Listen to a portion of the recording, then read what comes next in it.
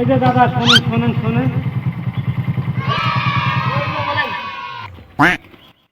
বলেন কি হয়েছে?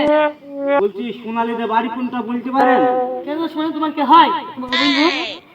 সোনালী আমার গার্লফ্রেন্ড হয় তো, দেখা করতে এসেছি, ওই জন্য বলছি যে সোনালীদের বাড়ি কোনটা। ও তুমি আমার বউয়ের সাথে তাহলে আমার তুমি লাইন করো, কোথায় যাচ্ছে? দাঁড়াও। দাদা শোনেন শোনেন শোনেন, দাঁড়াবেন। বলেন বলেন আপনার জন্য একটা খুশির খবর আছে, এইদিকে আসেন এইদিকে আসেন। বলেন বলেন বলেন। আপনাকে তো আমি বলছিলাম কতদিন কিস্তি না দিয়ে পালিয়ে বেড়াবেন। হ্যাঁ 3000 টাকা পাই, এখন পর্যন্ত কিস্তি দিচ্ছেন না। মোবাইল দেখি, মোবাইলটা দেখি, মোবাইলটা দেখি, মোবাইলটা দেখি। আজকে মোবাইলটা বেঁচে করবো, বাড়িতে গিয়ে বলে দেবেন ম্যাডাম যে মোবাইল নিয়ে গেছে। আজকে 14 দিন হয়ে যাচ্ছে পালিয়ে পালিয়ে বেড়াচ্ছে।